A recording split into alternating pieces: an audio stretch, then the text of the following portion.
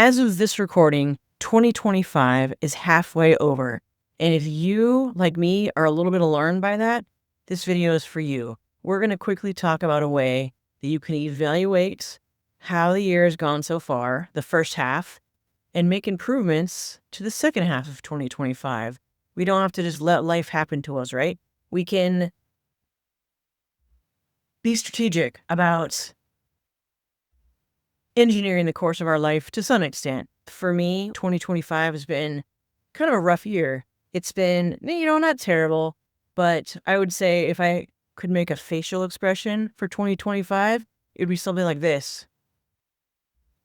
It started out bad, and I feel like I haven't really been super strategic. Maybe I have, maybe I haven't, but I know that I was not very specific about my goals starting out the year, and so I feel like the first half of the year is kind of escaped. And so I want to do differently for the second half of the year. And I want to help you to do differently as well if you feel that the first half of the year could have gone better.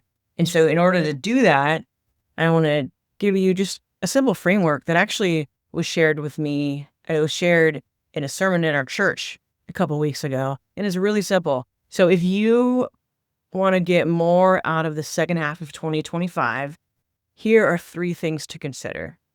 Take a look at all that you've been up to, all the areas of life that you have goals or things that you want to get accomplished, whether it's personal, professional, or whatever. And then there's 3 questions to ask, and I put it in 3 different columns. What are the things that you want to keep doing? These things are going well. Let's keep doing those. Let's stay on the train with those things. The second column is what are the things that you want to stop doing and be honest. Like these are the things that are holding you back. And the third column is the things that we want to start doing.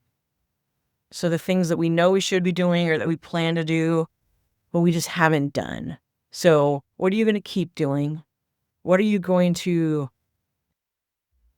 stop doing? And what are you going to start doing? Right? For me, I'll share with you one of mine.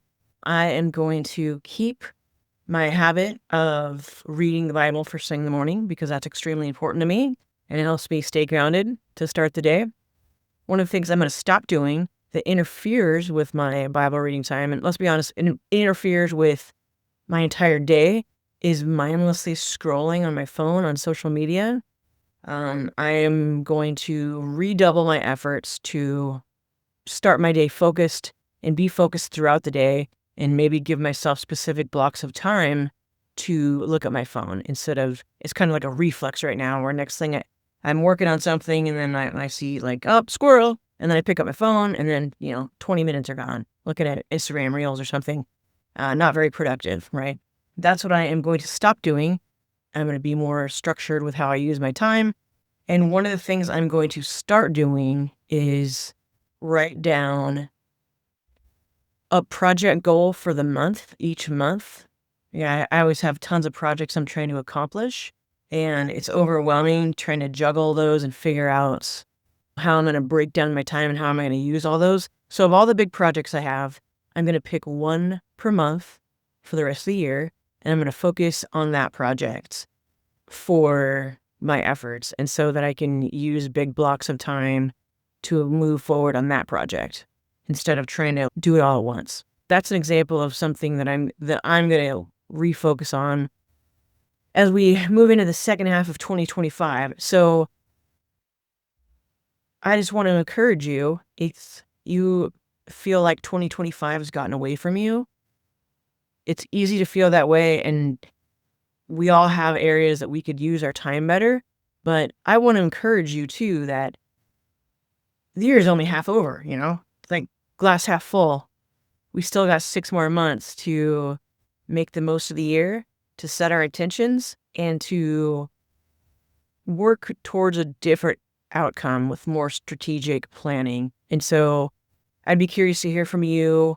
What is something that you want to keep doing, stop doing, and start doing? And I think that's a great framework to use when evaluating your goals and how to implement them more effectively. So here's to a productive and joyful second half of 2025. Thanks for watching.